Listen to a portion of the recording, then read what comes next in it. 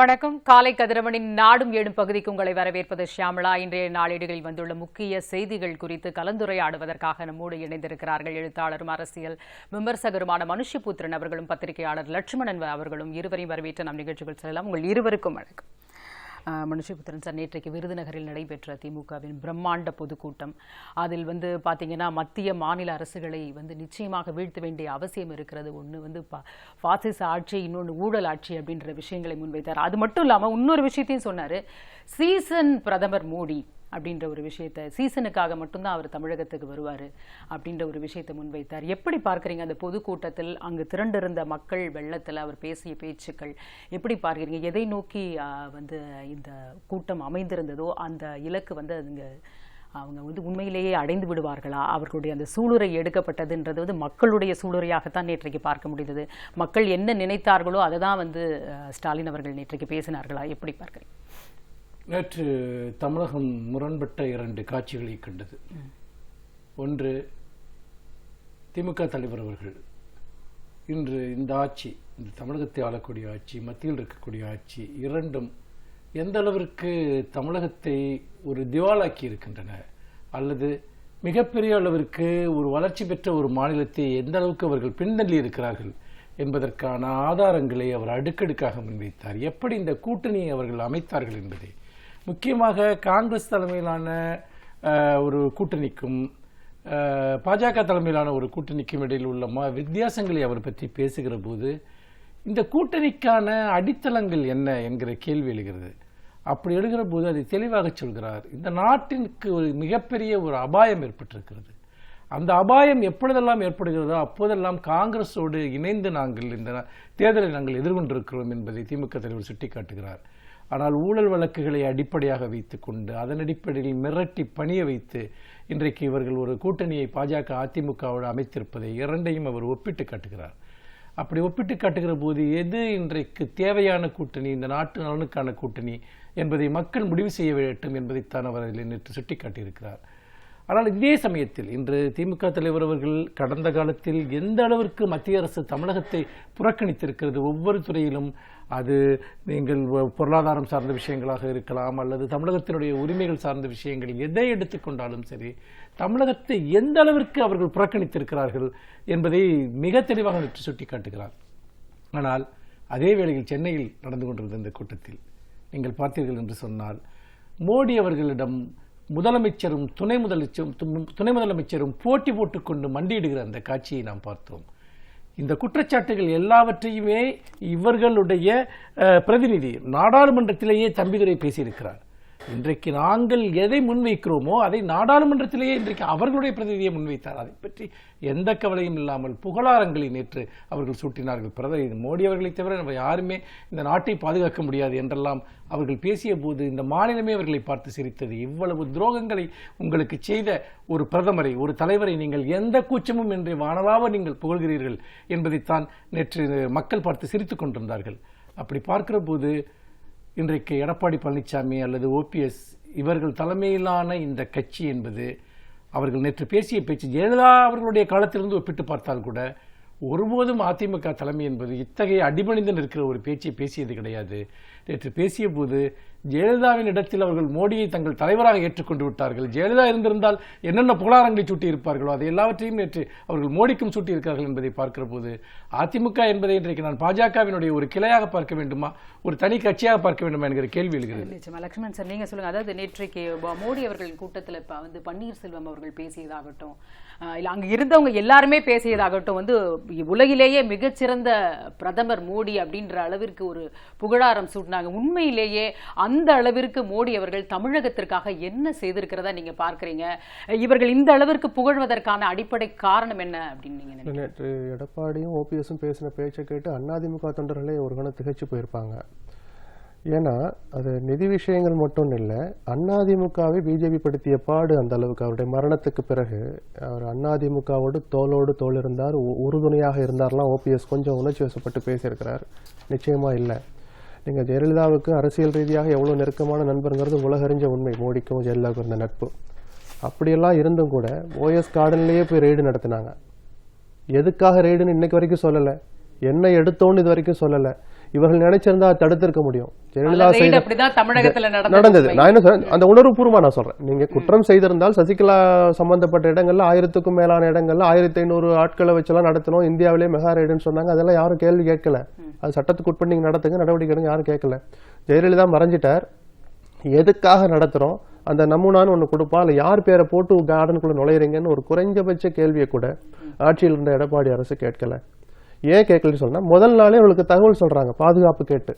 அப்ப எதுக்கு சார், நீங்க உங்களுக்கு தான் அரசியல் நெருக்கம் இருக்குல்ல, இது நாங்க கோயிலா வழிபடுகிற இடம், நீங்க இங்க பண்ணாதீங்க, உங்களுக்கு இங்க என்ன தேவையோ வேற இடங்கள்ல பண்ணுங்கன்னு குறைஞ்சபட்சம். இது சட்டத்துக்கு புறம்பான செயல் அல்ல. ஜெயலலிதாவே மறைந்த பிறகு அவருக்கு தொடர்புடைய வழக்கு இல்லைங்கிற போது எதற்காக அந்த வீட்டுல ரெய்டு நடத்தணும் கேட்கிற துணிச்சல் அவர்களுக்கு இல்ல. ஒட்டுமொத்தமா கிளம்பி ஊட்டிக்கு போயிட்டாங்க எம்ஜிஆர் பிறந்தநாள் விழா கொண்டாடுறதுக்கு. அன்னைக்கு சென்னையில் இருப்பதையே எல்லா அமைச்சர்களும் தவிர்த்தாங்க. நான் உணர்வு ரீதியா சொல்றேன், சட்ட ரீதியான பாயிண்ட்டுக்குள்ள போகல. சரி, சட்ட ரீதியா உள்ள போனோம்னா இதெல்லாம் எடுத்தோம், இன்னைக்கு வரைக்கும் வெளியே சொல்லல. அந்த ரெய்டு எதுக்காக நடந்ததுன்னு சொல்லல. தலைமைச் செயலகத்துக்குள்ளேயே வந்து ஒரு ரெய்டு நடத்துறாங்க. முதலமைச்சரா இதே ஓபிஎஸ் உட்கார்ந்து இருக்கிறார். அடுத்த தளத்தில் இருக்கிற தலைமைச் செயலர் அறையில நடக்கிறாங்க. யாருக்காக நடத்தணும் இல்ல, ராம்மோகன் ராவ் பெயர் போட்டும் அந்த ரெய்டு நடக்கல. அப்ப இப்படி ஒரு அவமானம், தமிழ்நாடு அரசின் ஆன்மா மீதே தொடுக்கப்பட்ட தாக்குதல் தான் அன்னைக்கு எல்லாரும் இதை பார்த்தாங்க. ஏன்னா நீங்க நினைச்சிருந்தா அந்த அனுமதியை கொடுக்கிற அதிகாரம் முதலமைச்சர்கிட்ட தான் இருந்தது. ஆனால் அவர் அன்னைக்கு அடிமையாக இருந்து கொண்டு அவர்கள் என்ன செஞ்சாலும் செஞ்சுக்கோங்க, என்னை விட்டுருங்க அப்படிங்கறத, இதையெல்லாம் அனுமதிச்சனாலதானே என்னவோ இன்னைக்கு ஜெயலலிதா இருந்திருந்தால் நாங்க என்ன செஞ்சிருப்பாரோ அதை நாங்க செய்யறோங்கிறாரு. இது அப்பட்டமான பொய். அதனால சொன்ன மக்களை எல்லாம் விட்டுடுங்க. அதிமுக தொண்டனே முதல்ல இதை ஏற்க மாட்டான். நான் மோடியா லேடியான்னு கேட்டு அவர் ஒரு பிரச்சாரத்தை கோஷத்தை முன்வைத்த போது மக்கள் ஜெயலலிதாவை ஆதரிச்சாங்க. மோடியின் மீது நம்பிக்கை இல்லைங்கிற தகவலை சொன்னாங்க தாங்கள் வாக்களித்ததன் மூலமா. அந்த சூழலுக்கும் இந்த 4.25 ஆண்டு 5 ஆண்டுகள்ல என்ன மாற்றத்தை தமிழ்நாடு அடைஞ்சது, அதிமுக அடைஞ்சது? ஜெயலலிதா உயிரோடு இருந்திருந்தால், அவங்க இருந்த போது கொடுத்த கோரிக்கைகள் இப்பவும் அதே கோரிக்கை உயிரோடு இருக்கு. அந்த மேடையில யார் இருக்கிறா? பியூஷ் கோயல் உட்கார்ந்து இருக்கிறார். உதய் மின் திட்டம் ஒண்ணு கொண்டு வராதீங்க, தமிழ்நாட்டுக்கு எல்லா வகையிலையும் ஆபத்தானது, நெகட்டிவானதுன்னு சொல்லி அவரை சந்திப்பதை தவிர்த்தவர் ஜெயலலிதா. அவர் மறைந்த சில மாதங்கள்லேயே அதே விதிமுறைகளோடு அந்த உதய் மின் திட்டத்தை அமல்படுத்திட்டாங்க. இதன் மூலமா தமிழ்நாட்டுக்கு பெரிய நிதிச்சுமைன்னு சட்டமன்றத்திலே வாசித்தவர் இதே ஓபிஎஸ். நீங்கள் உள்ள நானும் இல்ல, இன்னைக்கும் அது அவைக்குறிப்பில் இருக்கு. நிதி விஷயத்துல தமிழ்நாடு அரசை மத்திய அரசு வஞ்சிக்கிறது, தமிழகத்தை வஞ்சிக்கிறது, நம்பிக்கை துரோகம் செய்கிறதுன்னு சொல்லி 40 நாள் கூட ஆகல. துணை முதலமைச்சர் நிதியமைச்சர் இப்படி சொல்றார், முதலமைச்சர் கன்னியாகுமரியில போய் நிதியை வாரி வழங்குறாருன்னு சொல்றார். இந்த முரண்பாடுகளை இப்ப பொதுமக்களை சேர்த்து நான் சொல்றேன், கவனிப்பாங்க. நீங்க இதுவரைக்கும் எத்தனை போய் வேணாலும் சொல்லிக்கிட்டு இருங்க. இப்ப சமூக ஊடகங்கள், மீடியா வளர்ந்துடுச்சு. ஒருவர்த உள்ளங்கையிலையும் அது போய் சேருது. அவன் பகல் முழுக்க வேலையில இருந்தா கூட நைட் எல்லாத்தையும் பாக்குறான். இன்னைக்கு என்ன நடந்தது, என்ன சொல்லியிருக்கான், என்ன சொல்ல மறந்தான், எல்லாத்தையும் பார்க்கறான், விவாதிக்கிறான். இந்த அவேர்னஸ் அதிகமான பிறகு நீங்கள் பழைய கால அரசியலை பண்ணவே முடியாது. அது எல்லாருக்கும் பொருந்தும். நான் சொல்றேன், இந்த அரசியல் கட்சி தான் இல்லை. நீங்கள் என்ன வேணாலும் சொல்லலாம், என்ன வேணாலும் சமாளிக்கலாம், அரசியல்ல நிரந்தர நண்பனும் இல்லை, எதிரியும் இல்லை அப்படிலாம் சொன்ன காலம் ஒண்ணு உண்டு. அதற்கு பலனும் கிடைச்சது, எதிர்வினையும் கிடைச்சது. ஆனால் இனிமேல் அது சுலபமா அரசியல்வாதி சொல்லி கடக்க முடியாது. நீங்க மேடையில் அவர் பிரதமர் இருக்கிறாங்கிறதுக்காக நீங்க அவரை புகழ்றதுக்காக என்ன சொன்னாலும் அதை பகுத்து ஆராயிற அறிவு இன்னைக்கு மக்கள் கிட்ட அதிகமாயிருக்கு. இது எடுபடாதுங்கிறது என்னுடைய பார்வை. இன்னொரு விஷயம் என்னன்னு பாத்தீங்கன்னா, இவங்க எப்போ பாஜகவோட உறவு வைத்துக் கொண்டாலும் மாநில நலன்களுக்காக நாங்கள் வைத்துக் கொள்கிறோம் என்பதை திரும்ப திரும்ப சொல்லி இருக்கிறார்கள். அதை ஒரு பேச்சுக்கே எடுத்துக்கொள்வோம். அப்படி உறவு வைத்துக் கொண்டதன் மூலமாக நீங்கள் தமிழகத்திற்கு பெற்றுத் தந்தது என்ன? 7 பேர் விடுதலையை பெற்று தந்தீர்களா? அதே மேடையில கோரிக்கையை திரும்பியும் வைக்கக்கூடிய நிலைமையில தானே இன்னைக்கு இந்த கோரிக்கைகளை பிரதமர் இங்கு வருகிற போதெல்லாம் கொண்டு போய் முதலமைச்சரோ அல்லது துணை முதலமைச்சரோ கொண்டு போய் கொடுக்கிறார்கள். என்றைக்காவது அதை பிரதமர் பிரித்து படித்து பார்த்தார் என்பதற்கான ஆதாரம் உங்களிடம் இருக்கிறதா? அல்லது நீட் தேர்வுக்கு எதிராக நிறைவேற்றிய தீர்மானங்கள் ஒரு மாநிலத்தினுடைய ஒட்டுமொத்த உணர்வின் வெளிப்பாடாக சட்டசபையில் 2 தீர்மானங்களை நிறைவேற்றி கொண்டு போய் கொடுக்கிறார். அதை அவர்கள் பிரித்து கூட பார்க்கவில்லை. தமிழகத்திலிருந்து அதிமுக மட்டுமல்ல, ஒட்டுமொத்த தமிழகத்தின் சார்பாக ஒரு சட்டசபையில் தீர்மானம் நிறைவேற்றினால் கூட அதற்கு எந்த பதிலும் கிடையாது. அப்படி என்று சொன்னால் இவர்கள் கோரிக்கைகளை கொண்டு போய் கொடுப்பது என்பதே மேலும் மக்களை அவமானப்படுத்துவதாக இருக்கிறது. ஒரு ஒப்புக்கு இதை செய்வது என்பது. கஜா புயலில் 8 மாவட்டங்கள் முற்றாக அழிந்து போயின. இன்றைக்கு மக்கள் இதை அங்க இருக்க மக்கள் யோசிப்பார்களா மாட்டார்களா? நமக்கே யார் ஒரு பைசா கூட. அது தொடர்பான ஒரு செய்தி கூட இருக்கு. 6000 ரூபாய்க்கு ஒரு சிறுவன் அடமானம் வைக்கப்பட்டிருக்கிறான். இந்த கஜா புயல்ல இறந்த ஒரு தந்தையோட இறுதிச் சடங்கிற்காக அவர்களை அதிகாரிகள் அந்த குழந்தையை மீட்டிருக்கிறதாக செய்தி வந்திருக்கிறது. இது பார்க்கும் பொழுதே எந்த அளவிற்கு அங்க பாதிப்பு நடந்திருக்கிறது. பாதிக்கப்பட்ட பகுதிகளில் இருந்து பெருமளவிற்கு வேலை வாய்ப்புகளை தேடி இடப்பெயர்வுகள் நடந்து கொண்டிருக்கின்றன. மக்கள் வெளியேறிக் கொண்டிருக்கிறார்கள் பல இடங்களில், எந்த வாழ்வாதாரம் தங்களுக்கு இல்லை என்று. இப்படி மிகப்பெரிய ஒரு துயரம் அங்கே நடந்து கொண்டிருக்கிறது. இங்கே வந்து ஒரு குழுவை அனுப்பிச்சு நீங்கள் வந்துட்டு ஒரு ஆய்வெல்லாம் பண்ணீங்களா? அந்த குழு கொடுத்த அறிக்கை என்பது என்ன? அந்த அறிக்கையின் பேரில் என்ன நிதி ஒதுக்கீடு செய்யப்பட்டது? என்ன முடிவெடுத்தீர்கள்? எதுவுமே கிடையாது. அப்போ 8 மாவட்டங்கள் அவருடைய பொருளாதார ஆதாரத்தையே இழந்து விட்டார்கள். அவர்கள் இன்னும் ஒரு 10 வருஷம் ஆனால் கூட அவங்களால எழுந்து வர முடியாது. அதை பற்றி எந்த கவலையும் கிடையாது. நேற்று எவ்வளவு புகழாரங்கள், எவ்வளவு நீங்கள் குறைந்தபட்ச ஒரு மனசாட்சி இருந்திருந்தால் நீங்கள் இந்த விஷயத்தை நீங்கள் கேட்டிருப்பீர்கள். எங்களுக்கான நிதியை கொடுங்கள் என்று. பிற்படுத்தப்பட்ட மாணவர்களுக்கான ஒரு உதவித்தொகையை கூட கொடுக்காமல் மத்திய அரசு நிறுத்தி வைத்திருக்கிறது. இவர்களுடைய பிரதிநிதி தான் பேசுகிறார் 12,000 கோடி ரூபாய் மத்திய அரசு தமிழகத்திற்கு கொடுக்க வேண்டியிருக்கிறது என்று. இதெல்லாம் எதற்கு போக வேண்டியது? மக்களுக்கான நலத்திட்டங்களுக்கு போக வேண்டிய விஷயங்கள். அப்படி என்றால் இந்த மாநில மக்களை நீங்கள் பட்டினி போட்டு கொலை செய்ய விரும்புகிறீர்களா என்கிற கேள்வி எழுகிறது. இந்த சிறுவனை அடமானம் வச்ச விஷயம், கஜா புயல் நடந்து அந்த கலைபுரத்துக்கு 5வது நாளே வெளியில் வந்த செய்தி. இந்த அரசு என்ன பண்ணிக்கிட்டு இவ்வளவு நாள் கழிச்சு தான் மீட்டே உங்களை ஊருக்குள்ளேயே உடலைன்னு சொல்றீங்க. சரி, அதிகாரிகள் மூலமா இந்த விஷயம் வெளியில வந்தது. அப்போதே தினசரி பத்திரிகையில பெரிய அளவுல வந்த செய்தி இது. இவனை மீட்கிறதுக்கு இந்த 6 மாசம் 5 மாசம் தேவைப்பட்டுச்சு அவங்களுக்கு. சரி, இப்ப யார் மேல வழக்கு போட்டிருக்கீங்க? யார் அடமானம் பிடித்து வைத்திருந்தாரோ அந்த நபர் மீது வழக்கு போட்டு, நிஜமாவே இதில் முதல் குற்றவாளியை சேர்க்கப்பட வேண்டிய வருவாய்த்துறை அமைச்சர் தான். பேரிடர் மீட்புக்கும் அவர் தான் அமைச்சர். எந்த பாதிப்பும் இல்லை, எல்லாத்தையும் சரிப்படுத்திட்டோம், நிலைமை சரியாயிடுச்சுன்னு சொல்ற மந்திரிகள் 2 பேர் மேல வழக்கு போட்டாதான் பொதுமக்களுக்கு அது ஆறுதலா இருக்குங்கிறது ஒரு பக்கம். இந்த மாதிரி செய்ய துணிகிற அந்த அலட்சியத்துக்கெல்லாம் ஒரு தண்டனையை அரசியல்வாதிகளுக்கு ஒரு பாடமா அமையும். அதே நேரத்துல மோடி அவர்கள் நேற்றைக்கு பேசும்போது திடீர்னு காமராஜரை பத்தி எல்லாம் பேசி, காமராஜரை பத்தி மட்டும் பேசல, தவறான ஒரு விஷயத்தையும் கூட சொன்னாரு. தவறான தகவல்கள் எல்லாம் வந்து தமிழகத்தில் நடந்த விஷயங்களை தமிழகத்துக்கே வந்து தவறான விஷயத்தெல்லாம் சொன்னதையும் நம்ம பார்க்க முடிகிறது. காங்கிரஸ் வந்து எம்ஜிஆர் அரசை கலைச்சாங்க அப்படின்ற ஒரு விஷயத்தெல்லாம் அவர் சொல்றாரு. இதெல்லாம் எங்கிருந்து அவங்க கண்டுபிடிக்கிறாங்க? மேடையில இருக்கிறவங்க எல்லாம் அதை கூட பார்க்கலையா அப்படின்ற ஒரு பெரிய கேள்வி இருக்கு. ஆனா இந்த கோ பேக் மோடிங்கிறதும் தொடர்ந்து ட்ரெண்டிங் ஆறத நம்ம பார்க்கிறோம். எப்பெல்லாம் அவர் தமிழகத்துக்கு வராரோ திடீர்னு இவங்க ஞாபகம் எல்லாம் எங்க இருந்தது? எம்ஜிஆர் பெயர், காமராஜர் பெயர் எல்லாம் திடீர்னு மோடி. திடீர்னு தேர்தல் வந்தாலே அதெல்லாம் வந்துடும். அது வந்து சுவிட்ச் ஆன் பண்ணா வர மாதிரி தான். நேற்று அவர் இன்னொரு வார்த்தை சொல்லிக்கிறார், என்ன ஒழிக்க பாக்குறாங்க, என்ன அழிக்க பாக்க. மோடியை கொலை செய்யணும்னு எந்த அரசியல் தலைவர் விரும்பல. அரசியல் ரீதியா அப்புறப்படுத்தணுங்கிற கோஷம் தான் வலுவாக்கிட்டு வருதே தவிர, அப்படி அவர் என்ன கொல்ல பாக்குறாங்கன்னு சொல்றதே ஒரு சுய பச்சாதாபம் தான். இது உங்களுடைய தவறுகளை மறைக்கிறதுக்கு நீங்கள் மக்கள் முன்னால் போடுகிற வேஷம். அந்த வேஷத்தை நல்லா போடுவார். கடந்த காலங்கள் அது எடுபட்டது.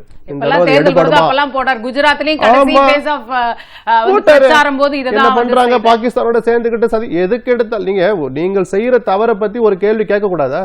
நீங்க 300 பேரை கொண்டதா சொல்றீங்க. அமித்ஷா 250ங்கிறார். வி.கே. சிங் ராணுவத்துறை துணை அமைச்சர் பழைய தளபதியா இருந்தவர் என்ன சொல்றார்? எண்ணிக்கை கொசு மருந்து அடிக்கிற போது எத்தனை கொசு சாகுன்னு எண்ணிக்கை பண்ணக்கூடாதுங்கிறார். இன்னொரு மத்திய அமைச்சர் அலுவாலியா என்ன சொல்றார்?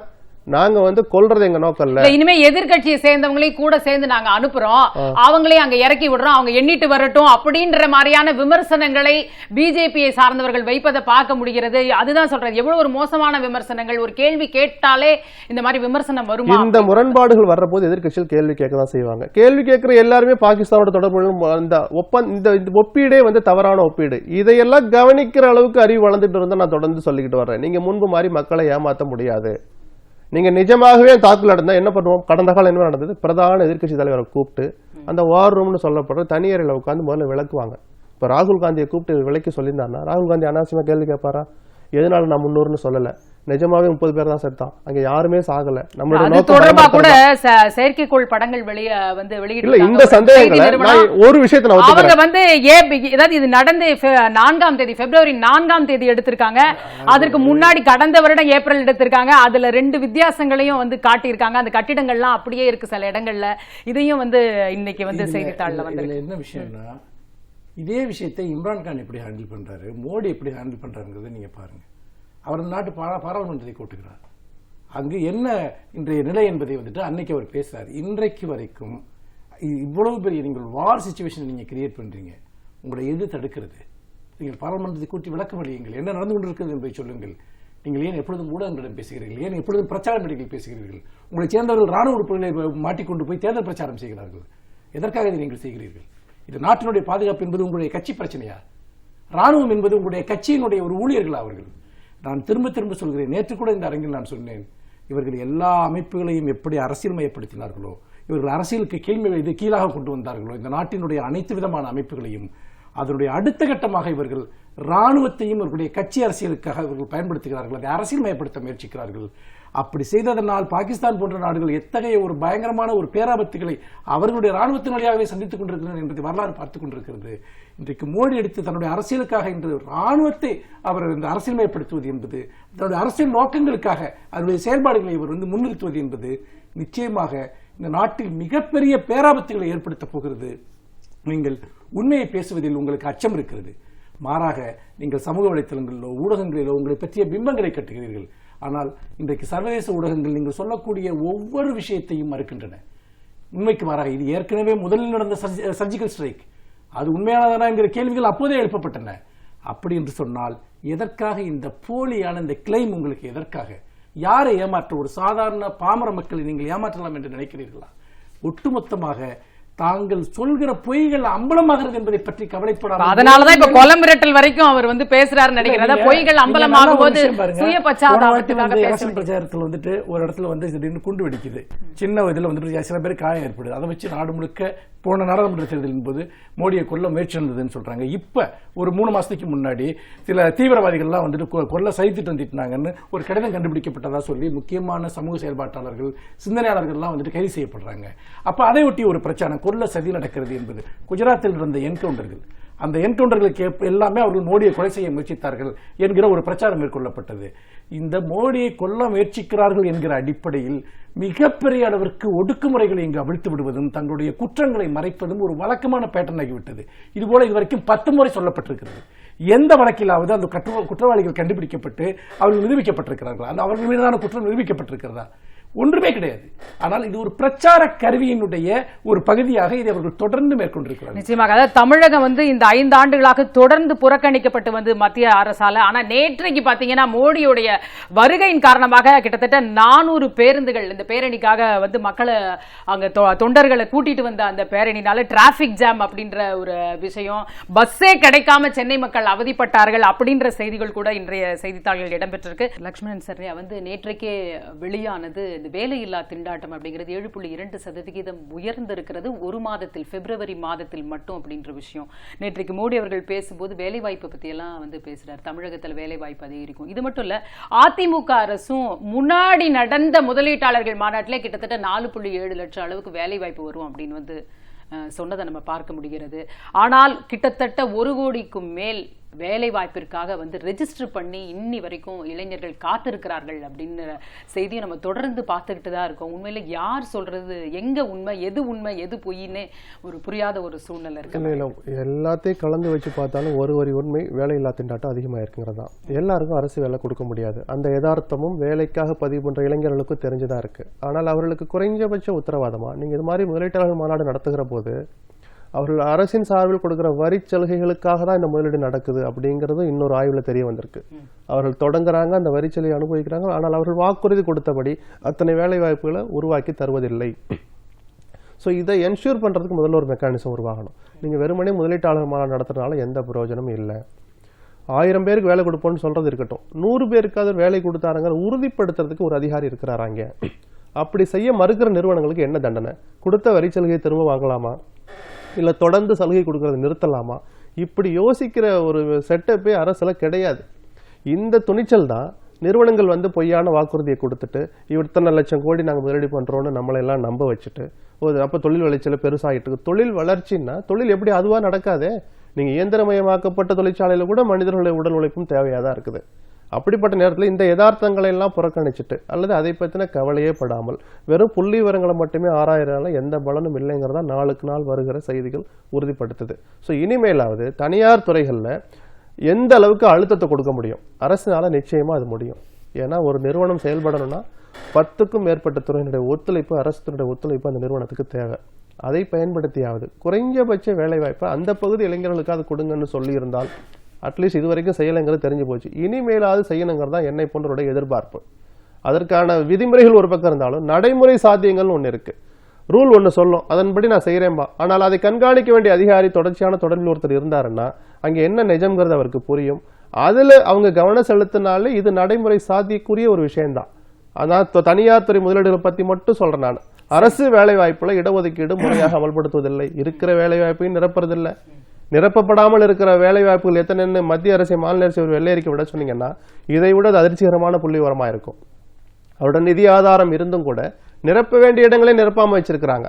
பல துறைகள் எடுத்து துறை வாரியா ஒரு வெள்ளை அறிக்கையோட சொல்லுங்க. இன்றைக்கு வெளியாகியுள்ள ஒரு தலையங்கத்துல தமிழகத்தோட நிலைமை இன்னும் மோசமா இருக்கு. பாத்தீங்கன்னா பல வட மாநிலத்தவர்கள் தான் இங்க பொதுத்துறை நிறுவனங்கள்லயும் சரி இல்ல நான் எழுதுற எக்ஸாம்லயும் சரி அவங்க தான் நீதிபதி கேட்ட ஒரு கேள்வி, வட மாநிலத்தவர் தமிழ் தேர்வுல டாப்ல வர்றாங்கன்னு சொல்றான், எப்படி அவன் எழுத முடியும்? நான் நீதிபதியே கேட்கிறாரு. இந்த ப்ராசஸ் ரொம்ப திட்டமிட்டு இங்க உருவாக்கப்படுது. இன்னைக்கு அதாவது 2 இது இருக்கு. ஒண்ணு, வடமாநிலத்திலிருந்து நிறைய பேர் வேலை வாய்ப்பு இல்லாம இங்க வர்றது ஒரு பக்கம். நம்ம அவங்க பிரச்சனையை மனிதாபிமானத்தோட அணுகணுங்கிறது தான் தமிழ்நாட்டோட நிலைப்பாடு. ஆனா அரசு பணிகள்ல நீங்க எந்த ஸ்டேட்லயாவது நீங்க பாத்தீங்கன்னா இங்க தமிழர்கள் போய் நிறைய இருக்காங்க. இந்தியாவோட எந்த ஸ்டேட்ல வேணாலும் இருக்குங்க அப்படின்னு நீங்க ஒண்ணு சொல்ல முடியுமா? இல்ல வேற மாநிலத்தவர்கள் இருக்காங்க அப்படின்னு இருந்தா அங்கு ஒரு மிகப்பெரிய இனக்கலவரமே உருவாகி இருக்கும். நம்ம மகாராஷ்டிராவில் என்ன நடந்துங்கிறத பார்த்தோம், நம்ம பீகாரிகளுக்கு எதிராக என்ன நடந்துச்சுங்கிறத நம்ம பார்த்தோம்.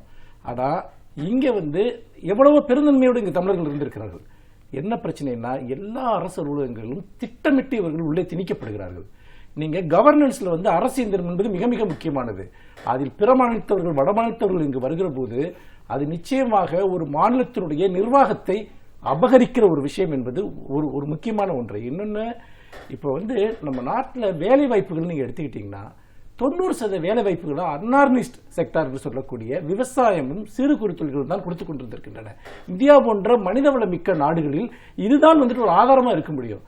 ஆனால் நீங்க விவசாயத்தையும் சிறு குறு தொழில்களையும் உங்களுடைய பொருளாதார கொள்கைகளின் காரணமா அதரபாதத்துக்கே நீங்க கொண்டு போறீங்க. அது தொடர்பும் ஒண்ணு இருக்கு. அதாவது கிட்டத்தட்ட 1.5 லட்சம் தொழிலாளர்கள் தேர்தலையே புறக்கணிப்போம், ஜிஎஸ்டி வரியை குறைக்காட்டினா அப்படின்னு சங்கத்துல அறிவிச்சிருக்காங்க. ஜிஎஸ்டினாலையும் பணமதிப்பு நீக்கத்தின் போதும் மூடப்பட்ட தொழில்கள்ங்கிறது வெறுமனே தொழில்களை நடத்துறவங்க மட்டும் இல்ல. ஒரு சின்ன தொழில் நடந்துட்டு 10 பேர் வேலை செய்வான். அந்த தொழில் மூடப்படுறதன் மூலமா அவன் எங்க போவான்? ஒரு 50 பேர் வேலை செய்யற ஒரு நிறுவனம் மூடப்படுது, அவங்க எங்க போவாங்க? இது எல்லாமே அடிப்படையில் நீங்க பாத்தீங்கன்னா இந்த வேலை வாய்ப்புகளை இவர்கள் உருவாக்காதது மட்டுமல்ல, மாறாக இவர்களுடைய பொருளாதார கொள்கையை நீங்க பாத்தீங்கன்னா இன்னைக்கு என்ன மிகப்பெரிய முதலீட்டாளர்கள் என்ன சொல்றாங்க அப்படின்னா, இது முதலீட்டுக்கும் வேலை வாய்ப்புகளுக்கும் தொடர்பு இல்லை அப்படின்னு ஒரு புது கொள்கையை இப்போ அவங்க கொண்டு வர்றாங்க. நீங்க அது ஒரு டிமாண்டா நீங்க வைக்க முடியாது அப்படின்ட்டு இந்த பாலிசியை மத்திய அரசு ஏற்றுக்கொண்டிருக்கிறது. நீங்க குறைந்தபட்ச வேலை வாய்ப்பை நீங்க உத்தரவாதப்படுத்துறீங்கன்னு கேட்க முடியாது. இன்னொன்னு, வேலை வாய்ப்பை இவங்க எவ்வளவு முதலீட்டை கொண்டு வந்தாலும் சரி குறிப்பிட்ட சதவீதத்துக்கு மேல கொண்டு போக முடியாது. இந்த நாட்டில் சிறு குறு தொழில்களும் விவசாயமும் மட்டும்தான் வேலை வாய்ப்புகளை உருவாக்க முடியும். அதை நீங்கள் முற்றிலுமாக அழித்துக் கொண்டிருக்கிறீர்கள். அழித்து விட்டு எப்படி எங்கிருந்து வேலை வாய்ப்பு வரும்?